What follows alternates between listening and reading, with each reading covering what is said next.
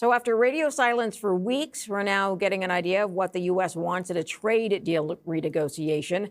One ask, more access for American dairy products in the Canadian market. It's been a sore point with the U.S. for years. Let's start there with Tyler McCann. He's managing director at the Canadian Agri-Food Policy Institute. Thanks for joining us today. Thank you for having me on. Canada has always been very protective of the dairy industry. Do you see an opening for negotiation here? I think it's important to put Canada's protection in the dairy industry in context. The U.S. is very protective as well, but what the U.S. is really asking for, and what we heard from the U.S. Trade Representative is, can we fix how we administer our dairy tariff rate quotas? These are quotas that were agreed to as part of the original CUSMA agreement. They don't like how we are administering them. They also don't like that we won a dispute panel over that administration in 2023, and so they're hoping that we can fix them. And I think that there is a space for Canada to make changes that will make the Americans happy without causing significant disruption to the Canadian dairy industry. Okay, can you explain a little bit more about how Canada has administered it and what the U.S. doesn't like about that? So the Americans would like the quota to be able to go to the highest bidder. They want to be able to try and find the highest value, the best opportunity for U.S. exporters.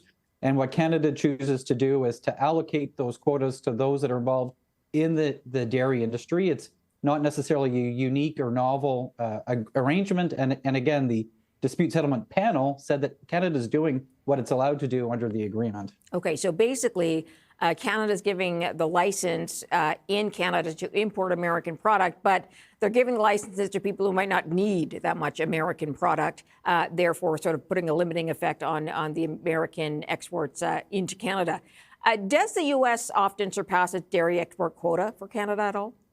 No, it doesn't. And the U.S. does have a legitimate argument in that they are not fully filling their quota today. They tend to underfill. They tend to be a little bit lower than what the full amount is. So Canada has made some changes, is trying to fix that amount. But at the end of the day, the U.S. has a legitimate argument that they're not reaching their full quota. We don't ever see over quota fill. Our tariffs are quite high. The U.S. president often gets the amounts wrong, but we do have high tariffs that are a barrier to that over quota trade. Which is something like 200%, isn't it?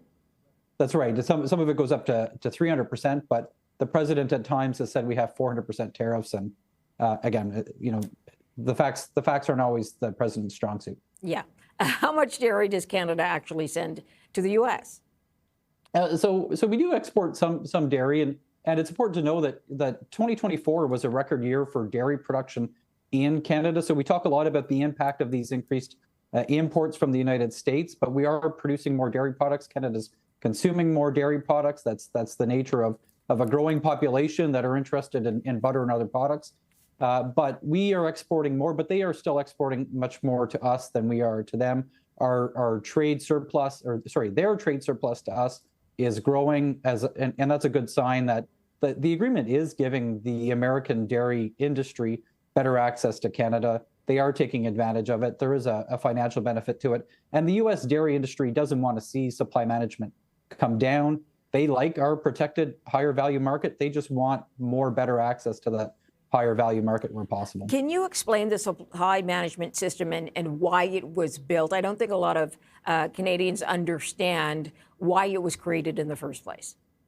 The system was really created to give Canadian dairy farmers and the Canadian dairy industry stability in the marketplace. Milk is one of these perishable products.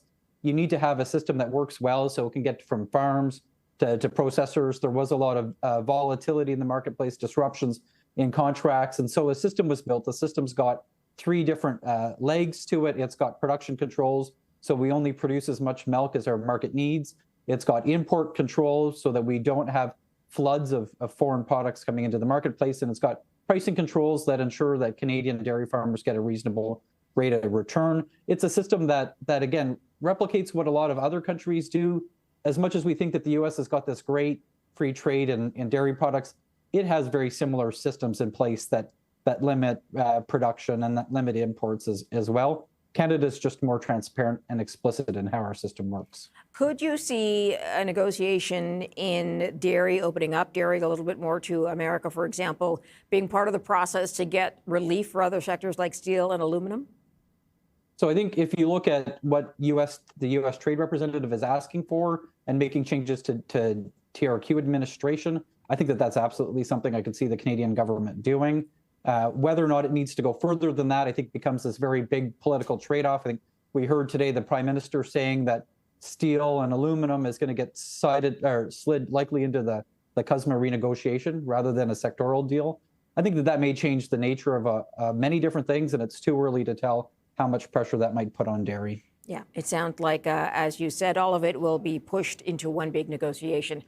Tyler, I'm going to leave it there. Thank you for your time.